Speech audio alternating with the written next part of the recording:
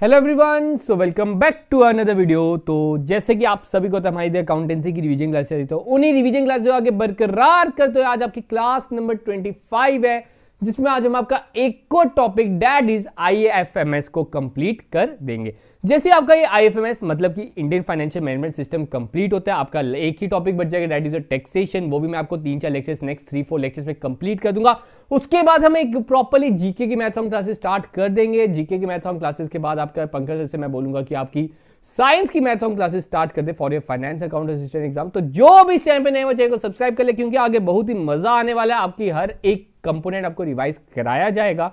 बस आपकी ओर से प्यार बरकरार रहना चाहिए हमारे साथ। तो बात करते हैं आज का जो इंडियन फाइनेंशियल मैनेजमेंट सिस्टम है। आप सभी को याद होगा कि लास्ट लेक्चर में हमने इसके कुछ इंट्रोडक्शन पार्ट और 2 मेन कंपोनेंट्स पढ़ लिए थे। अब इसके 2 ही कंपोनेंट बचे हैं, तो वो बड़े छोटे छोटे टॉपिक है। तो आज हमारा कुछ अराउंड 20 मिनट्स का ही लेक्चर बनेगा, कुछ ज्यादा बड़ा लेक्चर नहीं जाएगा। आज कुछ मैथ्स क्लास नहीं रहेगी, ठीक है। तो आज हम आपका जो बाकी कंपोनेंट्स है इसके उसको हम डिस्कस करें। तो चलो आगे बढ़ते हैं। आप सभी को याद होगा लास्ट लेक्चर में हमने पढ़ा था इंडियन फाइनेंशियल मैनेजमेंट सिस्टम, मतलब कि इंडिया का वो सिस्टम जो फाइनेंस को मैनेज करता है। मैंने आपको बताया था it is related to economy, एक ड्राई सब्जेक्ट है, इसमें कोई प्रैक्टिकल नहीं है। आपको कुछ लर्निंग पोर्शन इसमें दिया जाएगा, तो वो आप लर्न आपको एक तरह से क्रैम करना पड़ेगा, मैं कहूंगा, ठीक है। तो इंडियन फाइनेंशियल मैनेजमेंट सिस्टम मैंने आपको बताया था दैट इसमें 2 प्रकार के आपको लोग मिलेंगे। कौन कौन से? सर, एक सेवर, एक इन्वेस्टर। सेवर वो है जिसके पास सरप्लस है, मतलब एक्सेस में मनी है। वो क्या करता है? पैसा बचा के रखता है। सर, वो पैसा बचा के रखता है तो उसका कोई फायदा नहीं, क्योंकि अगर आप घर पे ही उस पैसे को रखोगे, अपने घर के लॉकर में ही रखोगे, तो पैसे घटने के चांसेस है, बढ़ेगा नहीं। तो वो जो पैसा है आपको या तो किसी इंस्टीट्यूशन में लगा देना चाहिए, वो आगे फर्दर से इन्वेस्ट करेंगे। इससे क्या होता है? इकोनॉमी की डेवलपमेंट होती है और हमारी जीडीपी की भी ग्रोथ होगी, ठीक है। हर चीज में इसको फायदा रहता है। तो मतलब हर एक हमें अमाउंट का बेस्ट रिजल्ट मिलना चाहिए। तो इसी के बारे में हमें financial system, financial management system सिखाता है। एक मैंने आपको बताया that is your saver, another one is your investor. मतलब कि जैसे कि हम बात करें, वी आर सेवर, हम पैसा सेव कर रहे हैं। जब हम पैसा सेव कर रहे हैं, हम क्या कर रहे हैं? बैंक में पैसा डिपॉजिट करें। क्यों? सर, ताकि हमें उसका इंटरेस्ट मिल सके। तो वो जो बैंक है वो आगे फर्दर इन्वेस्ट कर देता है किसी अच्छी अपॉर्चुनिटी देख के, कहीं पे उसे ज्यादा इंटरेस्ट मिल रहा होता है, कहीं अच्छी जगह लगा देता है जिन्हें पैसों की जरूरत होती है, फॉर एग्जाम्पल लोन दे देता है, ठीक है। तो वो सब कुछ क्या हो गए? That is investor. तो ये फाइनेंशियल सिस्टम क्या है? इन दोनों के बीच में एक तरह से इंटरमीडिएरी है, उसको ये मैनेज करता है, संभालता है। होप सो आपको क्लियर होगा। फिर हमने पढ़ा था that the IFMS consist of 4 main components. तो आईएफएमएस के मेन 4 कंपोनेंट मैंने आपको क्या बताया था? That is financial institute, financial assets, financial services and financial market. Financial institute और फाइनेंशियल मार्केट, ये 2 मेन बड़े बड़े कंपोनेंट थे। थोड़े से आप सभी को याद है कि कल ज्यादा बाइफर्केट कर दिया था, ज्यादा हमने डिवीजन कर दी थी। होप सो आपको समझ आ गई होगी। अगर समझ नहीं आई है, मेरी ओर से एक रिक्वेस्ट है कि एक बार आप अपनी नोटबुक पे ना लिख के देखिए, आपको अपने आप याद हो जाएंगे। एक वो जो मैंने फ्लो चार्ट बनाया था उसको जरूर बना लीजिए। आपका वो फ्लो चार्ट अगर बनाओगे आपको सब कुछ याद रह जाएगा। फिर हमने आज के टॉपिक में पढ़ना that is financial assets and services, ठीक है। फाइनेंशियल एसेट्स क्या है? सर, अब आपको मैंने बताया फाइनेंशियल मार्केट, ठीक है। अभी मैंने आपको क्या बताया? Financial market. अब मार्केट है, मार्केट क्या है? सर, मार्केट वो जगह है जहां पे बायर और सेलर मीट करते हैं फॉर एक्सचेंज ऑफ मनी। अब एक्सचेंज ऑफ मनी ऐसे थोड़ी हो जाती है। सर, एक्सचेंज ऑफ मनी तब होती है अगर उनके बीच में कोई प्रोडक्ट हो, कोई साधन हो। तो वो जो साधन है, वो जो प्रोडक्ट है फाइनेंशियल मार्केट में, उसको बोलते हैं फाइनेंशियल एसेट्स।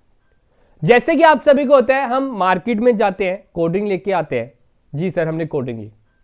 जब हमने कोल्ड ड्रिंक ली, आप सभी को, तो वो जो प्रोडक्ट है ना, उसको हम बोलेंगे फाइनेंशियल एसेट्स। तो इधर हम देखते हैं, आपको नीचे करता हूं मैं स्क्रॉल डाउन, आपको ये हम सब कुछ पढ़ चुके हैं। ये पीडीएफ मैंने आपको टेलीग्राम पे प्रोवाइड की हुई है, आप उधर से ले सकते हो। तो बात करते हैं हमारे फाइनेंशियल एसेट्स में क्या आता है? फाइनेंशियल इंस्ट्रूमेंट्स, इसका दूसरा नाम है that the financial instrument refer to those documents which represent financial claims on assets as discussed earlier. Financial assets refer to a claim repayment of certain sum of money. मतलब कि ये एक तरह से क्लेम है कि हमने सर्टेन सम ऑफ मनी आपको देना है at the end of a specified period together with interest. मतलब इंटरेस्ट के साथ ये एक तरह से क्लेम होता है कि हाँ, आपको इतना पैसा मिल जाएगा कुछ समय के बाद। जैसे कि इसमें आपकी एग्जांपल आती है बिल ऑफ एक्सचेंज, आपकी promissory note, treasury bill, equity share, debentures, bonds etcetera, इसमें सारी आपकी आ जाती है। ठीक है, अब ये सब कुछ आ जाती है, आप सभी को इसके बारे में पता होगा। बिल ऑफ एक्सचेंज हम पहले ही पढ़ चुके हैं अकाउंटेंसी में, क्या बताया था सर, जब हम क्रेडिट पे बेचते हैं तो एक हम एक्सचेंज बिल ऑफ एक्सचेंज बनाते हैं कि हाँ सर आप 2 महीने बाद 3 महीने बाद इसका एनकैश करा लेना। अगर एनकैश करवा भी लोगे उससे पहले अगर आप पैसे चाहते हो तो आप बैंक में जाके इसके डिस्काउंट करा सकते हो, that is your bill of exchange. ये भी क्या है, एक तरह से फाइनेंशियल इंस्ट्रूमेंट, पैसा ही है ना उसमें भी।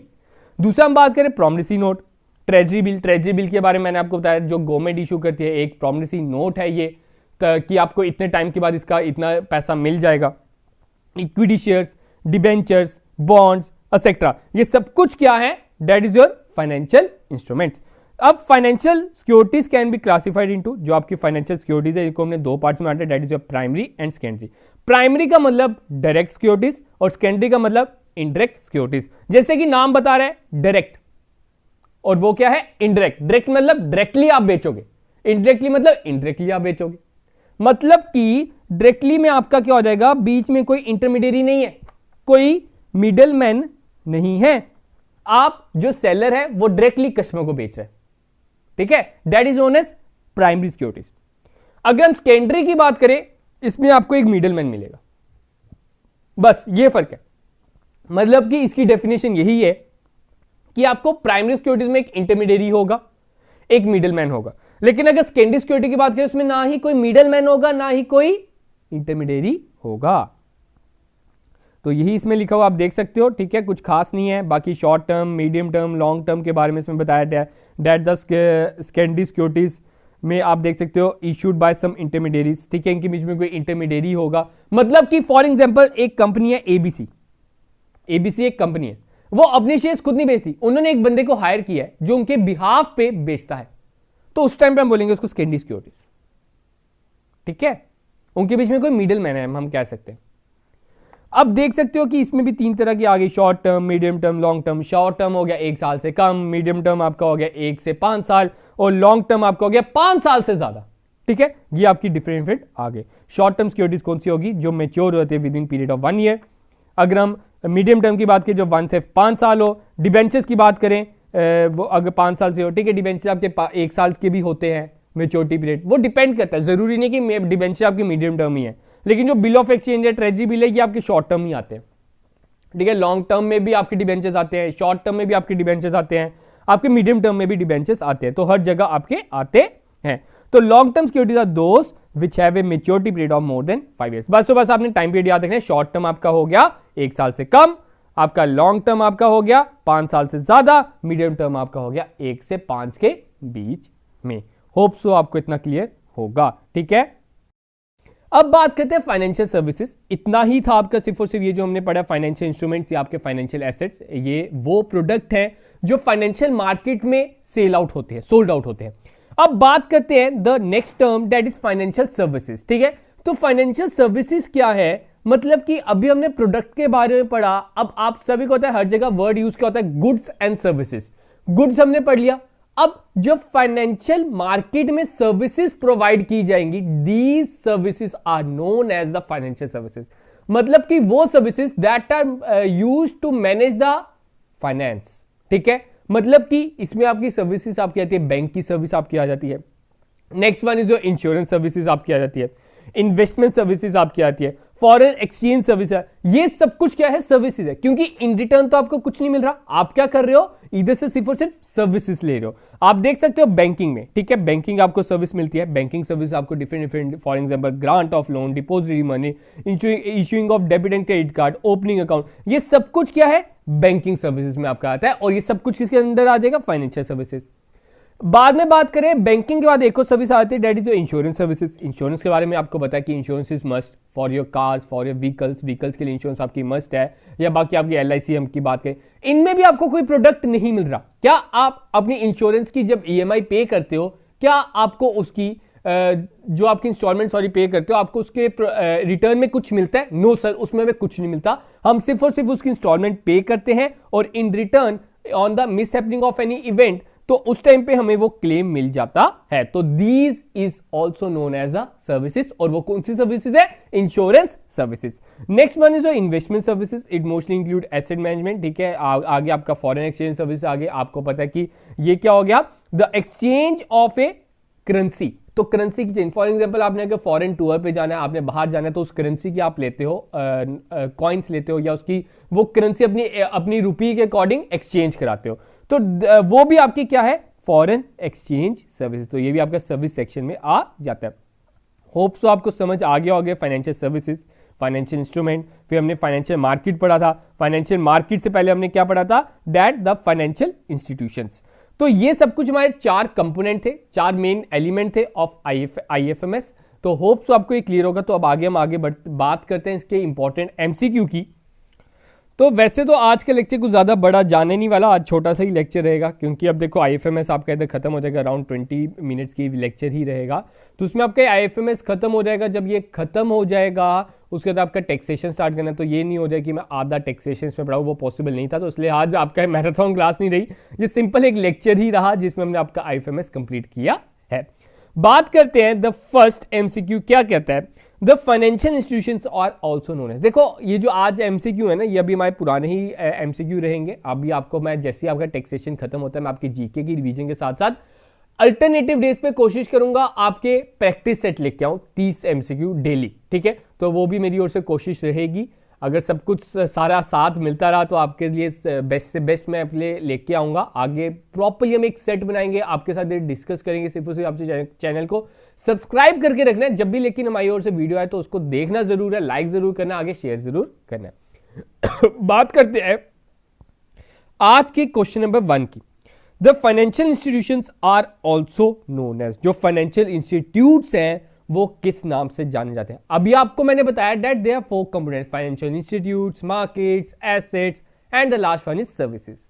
तो फाइनेंशियल इंस्टीट्यूट जो हमारा फर्स्ट कंपोनेंट था, उसका दूसरा नाम क्या है, तो सर उसका दूसरा नाम था द फाइनेंशियल इंटरमीडियरीज। उनको एक तरह से हम कह सकते हैं मिडल मैन, ठीक है। मैंने आप सभी को ऊपर बताया था, आप देख सकते हो, आप पीडीएफ में स्क्रॉल अप कर सकते हो, उधर आपको मिल जाएगा। उधर साफ तौर पे बोल्ड में लिखा हुआ है दैट द फाइनेंशियल इंस्टीट्यूशन का दूसरा नाम फाइनेंशियल इंटरमीडियरीज है।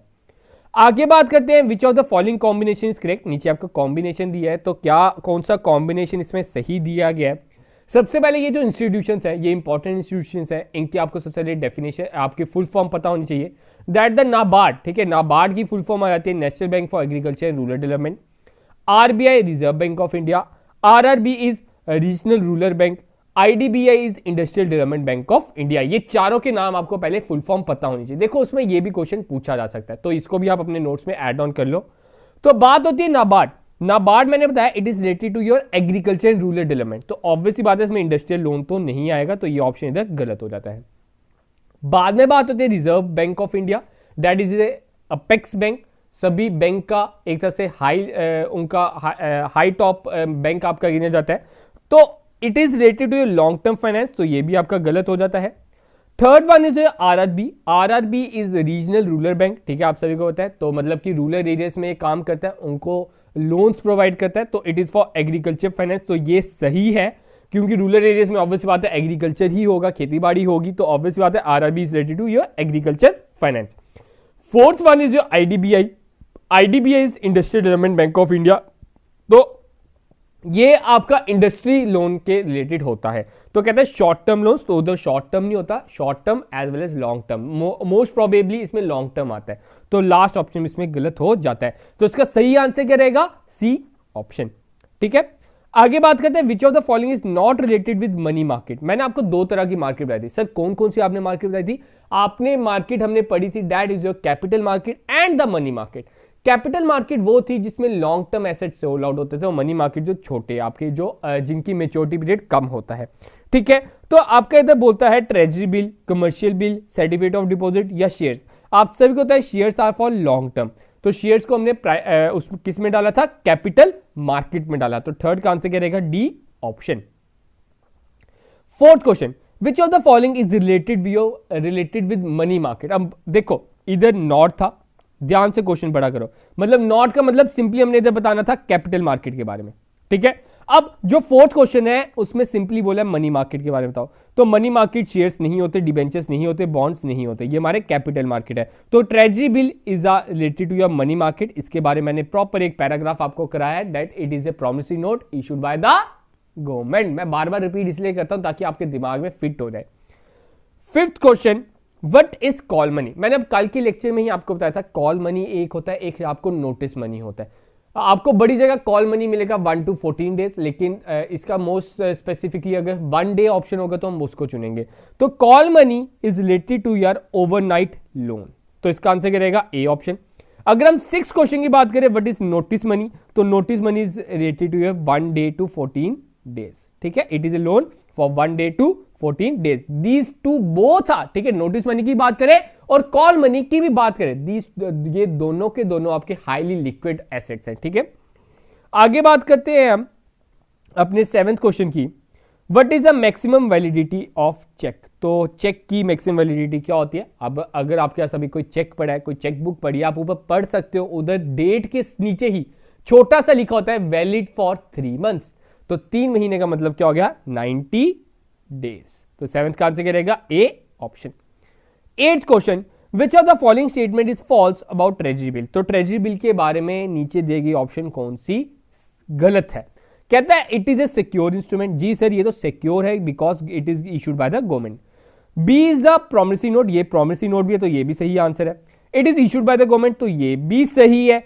लास्ट में बोलता है it is issued maximum for maturity of 1 year। मैंने आपको बताया था it is in money market, ठीक है, तो ये इसका मेच्योरिटी पीरियड 1 साल से कम ही होता है, तो डी ऑप्शन भी इसका सही है। तो all the options are correct, इसमें कोई भी ऑप्शन गलत नहीं है, तो all the options are correct, D option. 9th question, capital market regulator is, ठीक है। कैपिटल मार्केट आपको बताया जो आपकी मेच्योरिटी पीरियड आपका हाई रहता है, तो उस मार्केट का रेगुलेटर कौन है, that is security and exchange board of India. तो इसका आंसर क्या देगा, सेबी, ठीक है। अब आपने कमेंट सेक्शन में लिखिए बताना SEBI was establish in which year, ठीक है, वो आप जल्दी से कमेंट सेक्शन में लिख के बताएंगे सेबी कौन से ईयर में एस्टैब्लिश हुई थी। 10th question, which of the following is least risky. तो कौन सा नीचे दिए गए ऑप्शन में से कम रिस्की है। तो equity, corporate bonds, treasury bill, certificate of deposit. तो अभी हमने ऊपर पढ़ा that the treasury bills are issued by the government, so they are less risky. 11th question, in primary market the first time issued shares to be publicly traded in stock market is considered as। मैंने आपको बताया जो first time आपके market होते हैं वो primary market में आते हैं। जी सर, प्राइमरी मार्केट में जब आते हैं तो उनको हम क्या बोलते हैं, आपने अभी वो भी देखते होंगे शार्क टैंक के बारे में सुना होगा, आजकल एक आता है, एक अच्छा प्रोग्राम आता है, ठीक है, वो बहुत ही अच्छा, आप उसको देखना चाहिए आपको। तो उसी में कह रहा है कि जो फर्स्ट टाइम शेयर्स इशू किए जाते हैं उनको क्या बोला जाता है, that is IPO, initial public offering, ठीक है। 12th question, the exchange rate is, exchange rate क्या है। तो exchange rate is the price of one currency relative to the another. वो क्या है, एक करेंसी के बदले दूसरी करेंसी का क्या प्राइस है। फॉर एग्जांपल योर डॉलर का रेट जो अभी चल रहा है अराउंड 80 के पास, ठीक है, तो वो आपका क्या है, exchange rate. 13, the security and exchange board of India was established in, अभी हमने ऊपर पढ़ा that the security of exchange board, मैंने आपको होमवर्क दिया, तो जो सेबी है वो एस्टैब्लिश इन विच ईयर, तो ये आपके लिए होमवर्क है, ये आपने कमेंट सेक्शन में लिख के बताना है कौन सी ईयर में एस्टैब्लिश हुई थी और इसको स्टैट्यूटरी राइट कौन सी ईयर में मिला था, ये भी आके एक बार पढ़ के जरूर जाइएगा, ठीक है।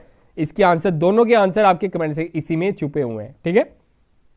14th question, a dash is authorised to buy, sell और डील इन सिक्योरिटीज। तो 14th का आंसर क्या रहेगा, that the stock broker is authorised to buy, sell और डील इन सिक्योरिटीज।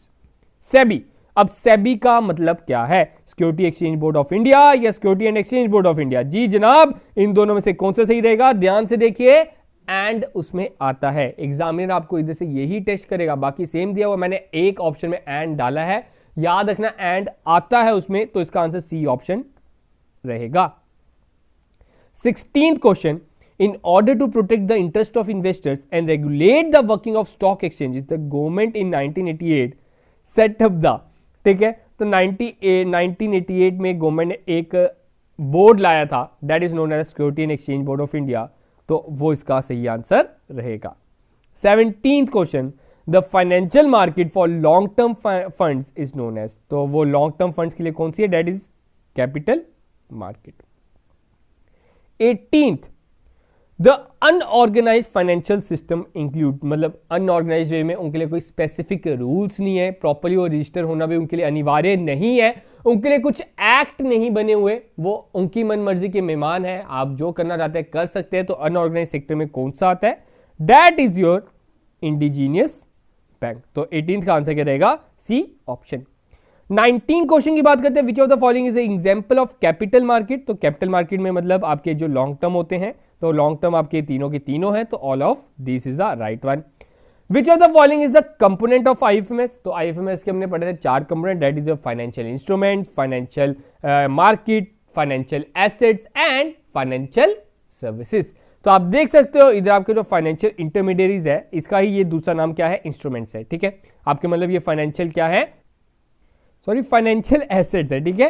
तो फाइनेंशियल एसेट्स भी इधर आ गए, मार्केट भी इधर आ गए, इंस्ट्रूमेंट्स भी इधर आ गए, ठीक है। इंटरमीडियरीज की अगर बात करें तो सॉरी इंस्ट्रूमेंट्स अगर बात करें दैट इज योर एसेट्स, ठीक है। अगर हम बात करें इंटरमीडियरीज की, तो intermediaries that they are financial institution, ठीक है।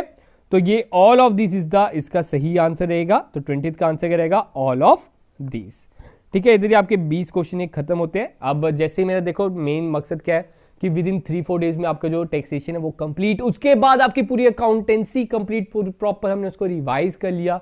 आपके विद इन 28-29 लेक्चर्स में आपके प्रॉपरली रिवाइज हो जाएगी, 30 लेक्चर्स भी टोटल नहीं बनेंगे। तो मेरा मेन मकसद यही था, वो मैं जानता हूं कि बच्चों का थोड़ा थोड़ा जो रिस्पांस था कम होते गया अगर और कोई होता वो क्या करता, अपना टॉपिक बदल देता। लेकिन मैं ऐसा नहीं हूं, मैंने जो एक बार ठान लिया वो मैं करके रहता हूं कि मैंने हाँ ये आपको कंप्लीट रिवाइज कराने से वो मैंने करवा दिया। अब नेक्स्ट टारगेट मेरा रहेगा कि आपको जीके रिवाइज कराया जाए, और मैं पंकज सर से बोलूंगा कि आपको वो साइंस की रिवीजन करा दे। अगर आप साइंस की भी रिवीजन चाहते हो, साइंस की भी आपके मैराथन क्लासेस चाहते हो, तो मैं पंकज सर को बोलूंगा, वो आपके लिए रेगुलरली कोशिश करेंगे। अगर आप चाहते हो तो एक बार कमेंट सेक्शन में जरूर लिख के बता देना, अगर रिस्पॉन्स अच्छा आया तो हम उसको भी आगे स्टार्ट कर देंगे। तो गाइस आज का हम अपना लेक्चर इतना ही रखते हैं, तो मिलते हैं कल अपने नए लेक्चर के साथ। तब तक के लिए आप सबसे अलविदा एंड शुभ रात्रि।